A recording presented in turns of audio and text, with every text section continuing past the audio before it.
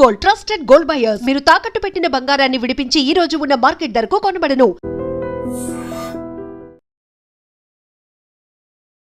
నమస్తే, welcome to iDream weekend update with కవిత.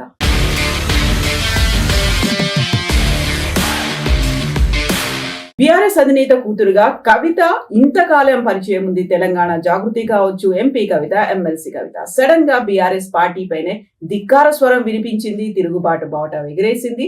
ఆ తర్వాత బయటకు వచ్చిన తర్వాత ఇంపాక్ట్ ఎలా ఉండబోతోంది అనే దాని మీద అంచనాలు, విశ్లేషణలు, సర్వేలు కూడా వినిపిస్తున్నాయి. బట్ ఇది చాలా ఎర్లీ అవుతుందా? స్ట్రాటజీ ఏంటో చెప్పకుండానే ఎందుకని ఇలాంటి విశ్లేషణలు వినిపిస్తున్నాయి? మనతో పాటుగా ఉన్నారు మన తెలంగాణ ఎడిటర్ అమర్ దేవులపల్లి గారు. సార్ నమస్తే. నమస్తే సార్. కవిత ముందు నుంచి కూడా తను ఏం చేయబోతోంది, తన స్ట్రాటజీ ఏంటి, ఎందుకని బీఆర్ఎస్ మీద అంతలా మాట్లాడుతోంది? నాన్న అని చెప్తూనే నాన్న చుట్టూ దయ్యాలు ఉన్నారని, నాన్నగారి ఆరోగ్యం కాపాడండి అని రామన్నకు చెప్తూ ఇవన్నీ చెప్తోంది. బయటకు వచ్చిన తర్వాత కూడా అదే మాటలు. బట్ సడన్ గా కేసీఆర్ కి షాక్, బీఆర్ఎస్ కి షాక్ అనే మాట. జస్టిస్ సుదర్శన్ రెడ్డికి మేము మద్దతు ఇస్తున్నాం అని చెప్పినప్పుడు షాక్ కూడా ఇచ్చేశారు. అసలు యాక్చువల్ గా స్ట్రాటజీ ఏంటి? తను ఏం ప్లాన్ లో ఉన్నారు? స్ట్రాటజీ ఏదైనా ఒకటి మనం అబ్జర్వ్ చేసినట్టయితే, ఆమె కవిత గారు 2019 లోక్సభ ఎన్నికలప్పటి నుంచే అసంతృప్తితో ఉన్నారు ఆమె వాళ్ళ పార్టీ పట్ల. భారత రాష్ట్ర సమితి, తెలంగాణ రాష్ట్ర సమితి భారత రాష్ట్ర సమితిగా రూపాంతరం చెందిన తర్వాత 2019 ఎన్నికల్లో ఆమె లోక్సభకు పోటీ చేసి ఓడిపోయిన తర్వాత అప్పటి నుంచి ఆమెలో అసంతృప్తి కొంత గూడు కట్టుకున్నది.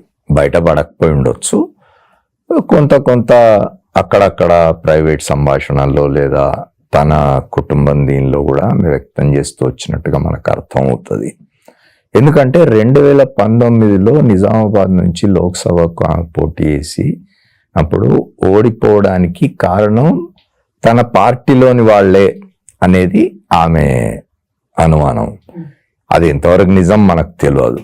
పార్టీ శాసనసభ్యులుగా పోటీ చేసిన వాళ్ళు తనకు సహకరించలే అని. ఎందుకంటే ఇక్కడ ఏం జరిగింది, 2018లోనే అయిపోయినాయి శాసనసభ ఎన్నికలు. సో వాళ్ళు గెలిచేసినారు శాసనసభ్యులంతా. ఇప్పుడు నిజామాబాద్ లోక్సభ సభ సెగ్మెంట్ కింద ఒక 6-7 శాసనసభ సెగ్మెంట్స్ ఉంటే ఆ శాసనసభ్యులంతా ఆల్రెడీ గెలిచేసినారు. లోక్సభకు అసెంబ్లీకి ఎన్నికలు కలిసి వస్తే ఏమవుతుందంటే శాసనసభ సెగ్మెంట్స్ కూడా ఉంటాయి కాబట్టి లోక్సభ అభ్యర్థికి ఈజీ అయిపోతుంది. ప్రచారం విషయంలో అయినా లేదా డబ్బు వ్యయం విషయంలో అయినా ఇంకోటైనా 7 సెగ్మెంట్లలో శాసనసభ అభ్యర్థులు కూడా ఉన్నారు తన పార్టీకి సంబంధించిన వాళ్ళు కాబట్టి వాళ్ళు తన కోసం పనిచేస్తారు. తన పని ఈజీ అవుతుంది. అప్పుడు ఏమవుతుందంటే శాసనసభ్యులు కూడా జాగ్రత్తగా పార్టీ గుర్తుకే ఓటు పడేట్టుగా శ్రమించేందుకు ఎక్కువ అవకాశాలు ఉంటాయి. శాసనసభ్యులు ఎన్నికలు అయిపోయి వాళ్ళు ఒకసారి శాసనసభ్యులు అయిపోయిన తర్వాత లోక్సభ వాళ్ళు ఎందుకు పెద్దగా పట్టించుకుంటారు అనేది ఒకటి. రెండవది, ఉద్దేశపూర్వకంగానే తనను ఓడించడానికి ఇట్లా శాసనసభ్యులు కూడా వ్యతిరేకం చేసినారు. ఆ వ్యతిరేకం చేయడానికి తమ పార్టీలోని కొంతమంది ముఖ్యులే కారణం అనే ఇది ఆమె పెట్టుకున్నారు అప్పటి నుంచే. అది అట్లా పోతూ ఏమైంది, సరే మధ్యలో ఆమెను పాసిఫై చేయడానికో లేకపోతే ఇంకా ఏ కారణం చేతనైనా విమర్శలు వస్తున్నప్పటికీ కేసీఆర్ ఆమెను మండలికి పంపించినారు. విమర్శలు ఏమిటి అంటే, వేరే వాళ్ళ అర్హులు చాలా మంది ఉండగా లోక్సభకు ఓడిపోయిన తన కూతురికి ఎమ్మెల్సీ కట్టబెట్టుకున్నాడనే విమర్శ చాలా పెద్ద ఎత్తున వచ్చింది. అయినా సరే ఆయన ఆమెకు ఎమ్మెల్సీ ఇచ్చినాడు.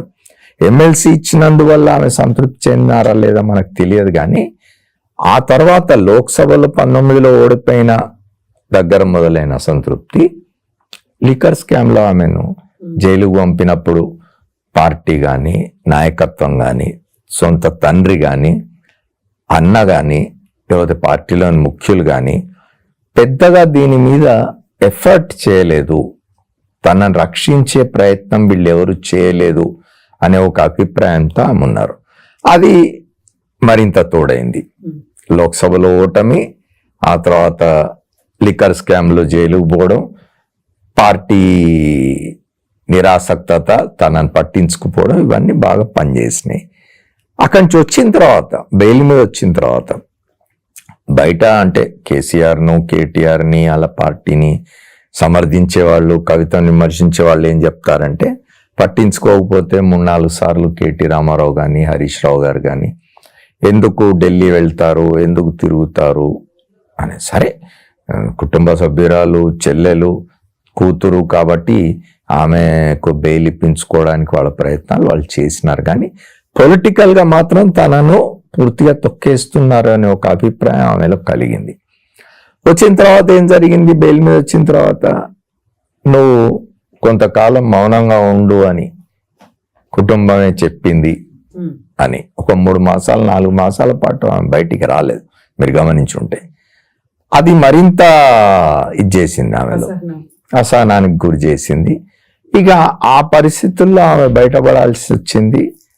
ఆ తర్వాత జరిగిన రజతోత్సవ సభలో ఆమెకు సరైన ప్రాముఖ్యత ఇవ్వకపోవడం, ప్రాధాన్యత ఇవ్వకపోవడం, మొత్తంగా కేటీఆర్ని ప్రొజెక్ట్ చేసే ప్రయత్నం చేయడం, ఈ మొత్తం జరుగుతున్న దానిలో మధ్యలో ఒకసారి కేటీ రామారావును ముఖ్యమంత్రి అభ్యర్థిగా ప్రొజెక్ట్ చేసి వ్యతిరేకత రావడంతో మళ్ళీ వెనక్కు తీసుకోవడం, కేసీఆర్ స్వయంగా మళ్ళీ బయటకు వచ్చి లేదు నేనున్నంత కాలం నేనే ముఖ్యమంత్రిని అని చెప్పుకోవాల్సిన పరిస్థితి రావడం, ఇవన్నీ కూడా కల్మినేట్ అయ్యి ఆమెలో ఓహో ఇక్కడ మనను ఉండనివ్వరు, నన్ను తొక్కేస్తారు, నన్ను రాజకీయాల్లో ఎదగనివ్వరిగా అనుకొని బయటపడ్డట్టుగా మనకు కనిపిస్తుంది. దీనికి ఇక చివరిలో జరిగింది ఏమిటి అంటే, రజతోత్సవ సభలో జరిగిన వ్యవహారాల్ని ఆమె తండ్రికి రాసిన లేఖ బయట పెట్టడం, ఆమె అమెరికాలో ఉన్నప్పుడు.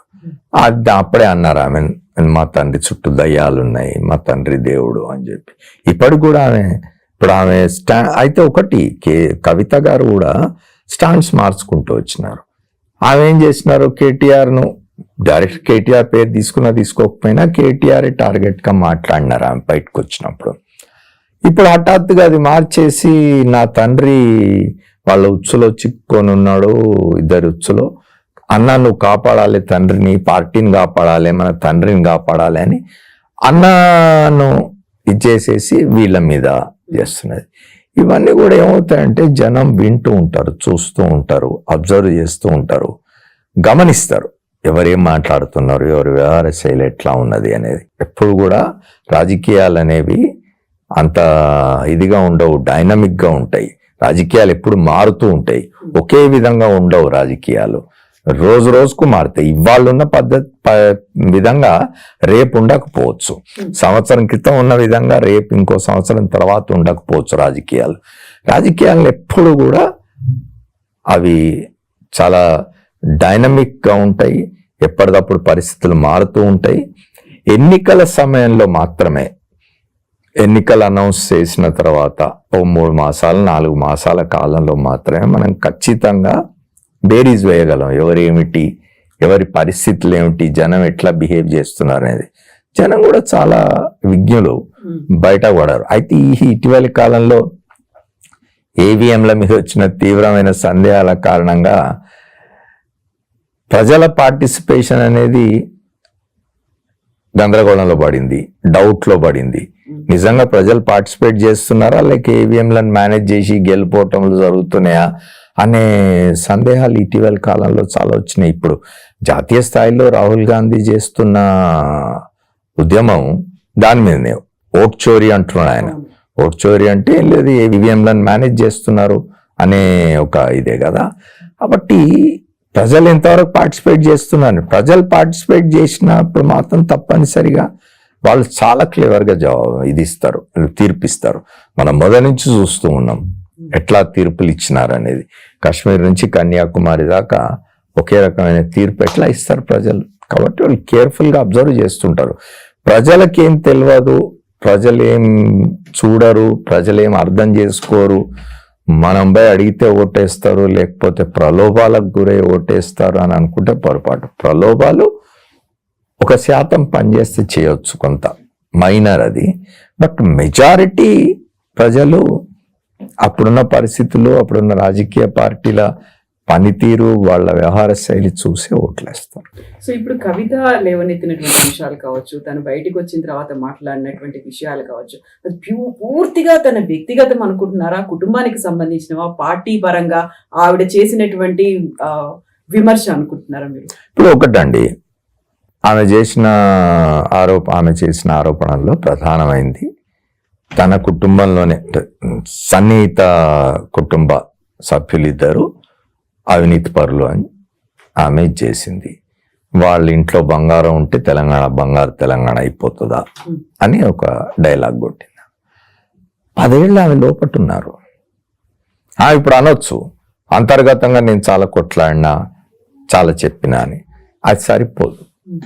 నువ్వు 10 ఏళ్ల పాటు లోపట ఉండి, నువ్వు 10 ఏళ్ల పాటు నిజంగా ఇది జరుగుతూ ఉంటే ఇదంతా చూసి నువ్వు దీన్ని ఆపడానికి కానీ నిరోధించడానికి కానీ కనీసం దీన్ని ఎక్స్పోజ్ చేయడానికి కానీ ప్రయత్నం చేయలేదు. ఇవాళ సామాజిక తెలంగాణ అంటున్నారు ఆమె. పార్టీ 2014 జూన్ 2న అధికారంలోకి వచ్చినవి రాగానే అధినాయకుడు కేసీఆర్తో మన పార్టీ సామాజిక తెలంగాణ అనే అంశంతో ముందుకు పోవాలి, ఇది నా వైఖరి అని బలగుద్దినట్టు చెప్పి ఆ వైపు ఎందుకు నడిపించలేదు? ఒకటి. రెండోది, ఇప్పుడు 10 ఏళ్ల తర్వాత బయటకు వచ్చి మీరు సామాజిక తెలంగాణ అంటున్నారంటే ఈ 10 ఏళ్ళు మీరు సామాజిక తెలంగాణ కోసం పనిచేయలేదు, లేదా సామాజిక అంశాల మీద మీ తండ్రి గారి ప్రభుత్వం దృష్టి పెట్టలేదు అనుకోవాలా? ఆయన చాలా చెప్తున్నారు కదా, రైతు బంధు ఇచ్చాను నేను, దళిత బంధు ఇచ్చాను నేను, బీసీలకు గొర్రెలు మేకలు చేసినాను, తర్వాత పేద వర్గాలకు సంబంధించి నేను ఇవి చేసినాను, పెన్షన్లు ఇచ్చిన ఇవి చేసిన అని చెప్తున్నాడు ఆయన. అనేక కార్యక్రమాల గురించి ఆయన కానీ ఆయన పార్టీ కానీ మాట్లాడుతున్నది. మరి అవన్నీ ఏమిటి?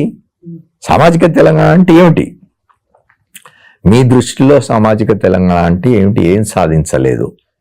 ఇప్పుడు మీరు పార్టీలో ఉన్నంతకాలం జ్యోతిబా పూలే విగ్రహం పెట్టమని అడగలే. ఇప్పుడు వచ్చి జ్యోతిబా పూలే విగ్రహం అంటున్నారు. ఇప్పుడు వచ్చి మీరు సామాజిక తెలంగాణ అంటున్నారు. ఇప్పుడు వచ్చి మీరు ప్రజలు కష్టాల్లో ఉన్నారంటున్నారు. అంటే 10 ఏళ్ళు మీ నాయన రాజ్యంలో, అంటే మీరు పార్టిసిపేట్ చేసినారు ఆ గవర్నమెంట్లో. మీరు లోక్సభ సభ్యురాలిగా ఉన్నారు. పార్టీలో మీరు ఒక పార్టీకి సంబంధించిన ఒక అనుబంధ సంస్థ అనుకోండి, తెలంగాణ జాగృతి పేరు మీద మీరు అనేక కార్యక్రమాలు చేసినారు. ప్రభుత్వంలో మీరు కీలకంగా ఉన్నారు. పదవి లేకపోవచ్చు, మంత్రి కాకపోయి ఉండవచ్చు, లేదా ఇంకోటి లేవు. రెండవది, ఆమెకి ఇంకొక ఇది కూడా ఉండొచ్చు, ఒక ఫిర్యాదు కూడా. తను 2014-19 5 సంవత్సరాల పాటు లోక్సభ సభ్యులుగా ఉన్న కాలంలో ఒక దశలో చర్చ వచ్చింది, మీరు గమనించినారో లేదో. బీఆర్ఎస్ అంటే అప్పుడు టిఆర్ఎస్ గా ఉన్నది, టిఆర్ఎస్ కూడా ఎన్డీఏ ప్రభుత్వంలో చేరుతుంది అని, చేరితే కవిత కేంద్ర మంత్రి అవుతుంది అని. అయితే కవితను కేంద్ర మంత్రివర్గంలోకి తీసుకోవద్దు అని కేసీఆర్ కేటీఆర్ వాళ్ళ పార్టీకి సంబంధించిన వాళ్ళు అడ్డుకొట్టినారనే ఒక కోపం కూడా ఆమెకు ఉండొచ్చు, ఆగ్రహం కూడా ఆమెకు ఉండొచ్చు. ఇట్లాంటివన్నీ పనిచేసి ఆమె, అయితే ఇక్కడ ఇవన్నీ పనిచేసి బయటికి వచ్చిందా, ఏం జరిగిందా అనేది అట్లా పెట్టి ఇంకొక వైపు నుంచి మాట్లాడితే కుటుంబంలోనే ఆమెను ఇట్లా ప్రేరేపించి చేయిస్తున్నారు, కుటుంబంలోనే ఎవరో అనేది అదొక చర్చ కూడా జరుగుతున్నది. కావాలనే ఆమెతో మాట్లాడిస్తున్నారు, టార్గెట్ చేసి ఎవరో ఒకళ్ళని బయటికి పంపించడం కోసం ఇదంతా చేస్తున్నారు అని. కానీ ఇవన్నీ ఏమవుతాయంటండి, మీరు ఇంటర్నల్గా ఏం మాట్లాడుకున్నా ఏం చేసినా బయట జనానికి కనిపించేది నమ్ముతారు వాళ్ళు. ఇప్పుడు ఆమె రెబెల్ అయి బయటకు వచ్చినారు అంటే ఏమిటి? టిఆర్ఎస్లో మొదటి నుంచి కూడా అంత సవ్యంగా లేదు, సబ్ ఠీక్ నీయే, లోపల ఏదో జరుగుతున్నది, ఏమో బయటకు వచ్చి చెప్తున్నది అనేది అయితే జనాలు నమ్ముతారు కదా. మీరు లోపల ఏ అండర్స్టాండింగ్ తోటైనా ఏ అవగాహన తోటైనా మీరు బయటకు వచ్చి మాట్లాడుతూ ఉండొచ్చు, కానీ అంతిమంగా మీరు ఇవాళ చేస్తున్న దానివల్ల ఆ పార్టీకి అయితే నష్టం జరుగుతుంది. మీరు ఉద్దేశపూర్వకంగా చేసినా అన్ఇంటెన్షనల్ గా చేసినా కూడా ఆ పార్టీకి నష్టం అయితే జరగబోతున్నది. ఎంతో కొంత, ఎంత జరుగుతుంది అనేది వేరు. ఆ పార్టీ ఎంత కోపపై బయటకు వస్తుంది, పైకి వస్తుంది, జనంలో కాంగ్రెస్ పట్ల వ్యతిరేకత ఉందా, కాంగ్రెస్ పట్ల ఇంకా అనుకూలత పెరుగుతున్నదా, బీఆర్ఎస్ ఎట్లా దాన్ని అధిగమించగలదు అనేది ఇవన్నీ కూడా ఇంకా 3 ఏళ్ల సమయం ఉన్నది ఇక్కడ. ఇప్పుడు ఏం జరుగుతుంది, మీకు 2018 అంత మంచి విజయం సాధించి 2023 వచ్చేసరికి పూర్తిగా చతికిలబడింది ఆ పార్టీ. హైదరాబాద్ చుట్టుపక్కల నియోజకవర్గాలు తప్ప మీరు ప్రధానమైంది ఉత్తర తెలంగాణ, దక్షిణ తెలంగాణలో బీఆర్ఎస్ నష్టపోయింది బాగా. ఆ తర్వాత జరిగిన లోక్సభ ఎన్నికల్లో ఒక్క స్థానం కూడా సంపాదించలేని స్థితి. 10 ఏళ్ళు, దాదాపు 13 సంవత్సరాలు రాష్ట్ర సాధన కోసం కొట్లాడి 10 ఏళ్ళు దాదాపు అధికారంలో ఉండి ప్రజలకు ఇన్ని చేసినామని చెప్తున్న పార్టీ లోక్సభ ఎన్నికల్లో పూర్తిగా చతికిలబడ్డం అనేది, ఒక్క స్థానం కూడా గెలవలేకపోవడం అనేది ఆ పార్టీ స్థితి ఎట్లా ఉన్నదనేది అర్థం అవుతుంది. దాన్ని మరి అందులోంచి లేపి మళ్ళీ ఎన్నికలకు సన్నద్ధం చేసి 2028లో అధికారంలోకి రావడానికి ఆ పార్టీ అంత ఇది కాగలదా అనేది చూడాలి. అలా ఇంకొక అంశం ఏమవుతుందంటే, మనం చూసినట్టయితే సరే రకరకాల మాటలు, రకరకాల ప్రచారాలు నవి బయట, కానీ ఆ పార్టీ మొత్తానికి ఒక ఫేస్ లేదా ఒక ఐకాన్ అయిన చంద్రశేఖరరావు గారు ఈ మధ్య బయటికి రావడం లేదు. అసలు ఆయన ఆరోగ్యం బాగాలేదని ఇంకోటని ఏవో చెప్తూ ఉన్నారు. ఏది కారణం ఏదైనా కూడా ఆయనే నిలబడి లీడ్ చేయాల్సిందే. ఇప్పుడు ఆయన ఇంకెవరికి అప్పగించినా కూడా ఆ పార్టీ కకావికలు కావడం అనేది గ్యారెంటీ. సో మీరు చెప్పినట్టుగా 2018 అసెంబ్లీ, 2019 పార్లమెంట్ ఎన్నికల్లో ఆల్మోస్ట్ 2023కి వచ్చేసరికి 50 అసెంబ్లీ కావచ్చు, 12 ఎంపీలు కోల్పోవడానికి రీజన్స్ కూడా ఎలక్షన్స్ ముందు జరిగినటువంటి కొన్ని పరిణామాలు, లేకుంటే 2 సార్లు అదే ప్రభుత్వం ఉంది కాబట్టి ప్రభుత్వ వ్యతిరేకతనో మార్పు కోరుకున్నారో అనుకుంటే, ఇప్పుడు మళ్ళీ ఎలక్షన్స్ రావడానికి 3 ఏళ్ల కాలం ఉంది. ఈ 3 ఏళ్ల కాలంలో మీరు చెప్పినట్టుగా కవిత ఇంపాక్టో లేకుంటే కవిత వల్ల వచ్చినటువంటి నష్టానికో భర్తీ చేసుకునే స్కోప్ కూడా ఉంది. 3 years అనేది చాలా పెద్ద టైమే అవుతుంది. బట్ ఇప్పుడు ఇంత జరిగింది అనేది 3 ఏళ్ల తర్వాత కూడా ప్రజలు గుర్తుపెట్టుకుంటారంటారా? అదే నేను చెప్పేది, నేను ప్రారంభంలో చెప్పిన మీకు, ఎన్నికలు వచ్చే నాటికి ఇష్యూస్ మారిపోతాయి అమ్మా. ఎన్నికలు వచ్చే నాటికి కవిత ఏం చేస్తుంటది, కవిత ఎక్కడ ఉంటది, బీఆర్ఎస్ పరిస్థితి ఏంది, ఈ 3 ఏళ్ళు బీఆర్ఎస్ కాండక్ట్ ఏమిటి, ఎట్లా తనని తాను ప్రజల్లోకి తీసుకుపోయి ప్రజల మెప్పు పొందడానికి ఏం పని చేస్తుంది 3 ఏళ్ళు అనేది చూడాలి. మన 2 ఏళ్ళు అయితే అయిపోయినాయి. రేపు నవంబర్ వస్తే డిసెంబర్ 7న కొత్త ప్రభుత్వం వచ్చింది మన దగ్గర 23లో. సో 2 ఏళ్ళు పూర్తి అవుతుంది డిసెంబర్ 7కి. మరి పూర్తయ్యే నాటికి ఈ 2 ఏళ్లలో ఏమిటి మీ ప్రోగ్రెస్ రిపోర్ట్? ఇప్పుడు ఒక్కటమ్మా, రేవంత్ రెడ్డిని కేటీ రామారావు తిట్టడం, కేటీ రామారావు రేవంత్ రెడ్డి తిట్టడం, ఇవన్నీ పార్టీ ఏదో బలోపేతం అవుతుంది అని మురిసిపోవడానికి వీల్లేదు. అవన్నీ కూడా పొలిటికల్ దీనిలో మాట్లాడుకుంటారు, తిట్టుకుంటారు, ప్రజలకు కూడా తెలుసు అవన్నీ. ఇప్పుడు ఇవాళ కేటీ రామారావు గారు కాంగ్రెస్ ప్రభుత్వాన్ని, రేవంత్ రెడ్డిని చేస్తున్న విమర్శలు, తిడుతున్న తిట్లు, అటు ముఖ్యమంత్రి రేవంత్ రెడ్డి గారు దానికి జవాబుగా వీళ్ళ మీద చేస్తున్న విమర్శలు, ఇవన్నీ కూడా వ్యక్తిగతం అయిపోతాయి. రేపు ఇష్యూస్ ఏమున్నాయి అనేది వస్తుంది. ఇవాళ చూడండి మీరు, రేపు ఎన్నికల ఒక 6 మాసాల ముందు నుంచి వివిధ వర్గాల ప్రజలకున్న సమస్యలు ఏమిటి, వాళ్ళు ఎంత తీవ్రంగా దానివల్ల ఇబ్బంది పడుతున్నారు అనేవి బాగా పనిచేస్తాయి. కాబట్టి ఇప్పుడు నిజంగా కూడా ఇవాళ కవిత చేసింది కూడా అప్పటిదాకా ఉంటుందని నేను అనుకోను. ఇప్పుడు ఆమె తన సన్నిహిత కుటుంబంలోని 2 సభ్యులను గురించి మాట్లాడింది. వాళ్ళ ఇళ్లలో బంగారం ఉంది కాబట్టి బంగార తెలంగాణ అయిపోదు కదా అని. అవన్నీ కూడా అప్పటికి ఇంకా జనంలో ఉండి, అప్పటికి ఇంకా జనం వాటిని ఇప్పుడు నమ్ముతున్నారా లేదా కూడా చెప్పలేము. రేపు అప్పటికైతే ఇంకా అసలు అవన్నీ ఫేడ్ అయిపోవచ్చు, కొత్త ఇష్యూస్ రావచ్చు, ఇంకేమైనా కొత్త సమస్యలు రావచ్చు. అవి బీఆర్ఎస్ కు అనుకూలంగా పనిచేసే సమస్యలు కావచ్చు, లేదా బీఆర్ఎస్ ను మరింత ఇబ్బందులో పడేసే సమస్యలు కావచ్చు, చెప్పలేము. కాంగ్రెస్ పర్ఫార్మెన్స్ మీద కూడా ఆధారపడి ఉంటుంది.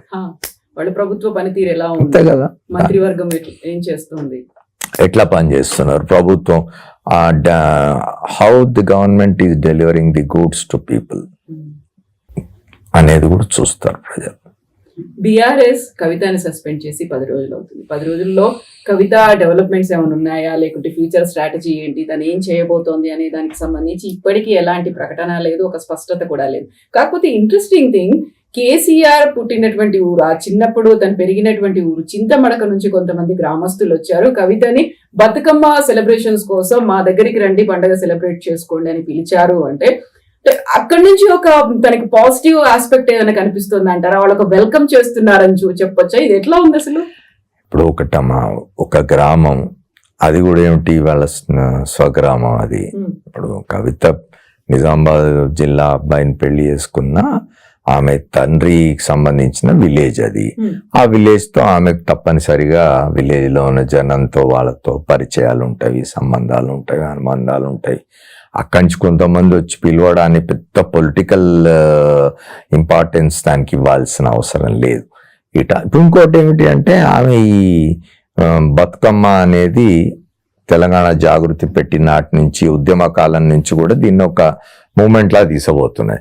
అసలు ఒక దశలోనైతే కవిత బతుకమ్మని కనుక్కున్నదేమో, అంతకుముందు తెలంగాణలో ఎవరు బతుకమ్మ ఆడేవాళ్ళు కాదేమో అనుకునేంత హైప్ ఇచ్చినారు దానికి, which is not correct. Bathukamma అనేది మనందరం మన జీవన విధానంలో ఒక భాగం. అది మన తెలంగాణ ప్రజల సాంస్కృతిక జీవనంలో అదొక భాగంగా ఉన్నది. అది వాళ్ళ కొత్తగా కవిత వచ్చి నేర్పించడము, జాగృతి వచ్చి నేర్పించడము, ఇంకోటి వచ్చి నేర్పించడము అనేది సరైంది. అయితే దానికి ఒక ఏమంటారు, దాన్ని ఇంపార్టెంట్ దీనిగా తీసుకొచ్చింది ఆమె. ఎప్పుడుగా బతుకమ్మ అనేది ఎవరి గ్రామాల్లో వాళ్ళు, ఎవరి ఇళ్లలో వాళ్ళు, ఒక ప్రైవేట్ అఫేర్గా, కుటుంబ వ్యవహారంగా నడుస్తూ ఉండేది, గ్రామ వ్యవహారంగా నడుస్తూ ఉండేది అని ఆమె దానికి ఫోకస్ ఇచ్చినారు. ఆమె దానికి కొంచెం విదేశాల్లో కూడా బతుకమ్మలు ఆడించినారు, ఇక్కడ ఆడించినారు, దానికి ఒక ఇంపార్టెన్స్ వచ్చేట్టుగా చేసినారు తప్ప బతుకమ్మ కనుక్కున్నదేం కాదు. కానీ ఆమె ఐడెంటిఫై అయినారు దాంతో. ఎవ్రీ ఇయర్ ఆమె చేస్తూ ఉన్నారు కాబట్టి తప్పనిసరిగా ఇప్పుడు కూడా ఆమె బతుకమ్మ అంటే ఇప్పుడు మైనస్ బీఆర్ఎస్, మొన్నటి వరకు ఆమె బీఆర్ఎస్ లో ఉండి బతుకమ్మలు ఆడినారు, ఆడించినారు. ఇప్పుడు మైనస్ బీఆర్ఎస్ బతుకమ్మలు ఆడాలి, బతుకమ్మలు ఆడించాలి, దానికి వచ్చే రెస్పాన్స్ ఎట్లా ఉంటుంది. మనం ఈ మధ్య చూసినాం అంటే పాలిటిక్స్ అట్లానే ఉంటాయి, కట్ త్రోట్గా ఉంటాయి పాలిటిక్స్. తల్లి లేదు, తండ్రి లేదు, కొడుకు లేడు, కూతురు లేదు అన్నట్టు ఉంటుంది పాలిటిక్స్ లో. ఈ మధ్య కాలంలో చూసినాం మనం, కవిత ఎక్కడైనా ఉద్యమాలు చేస్తుంటే, దీక్షలు చేస్తుంటే, లేకపోతే ధర్నాలు చేస్తుంటే, BRS as a political party is not with her.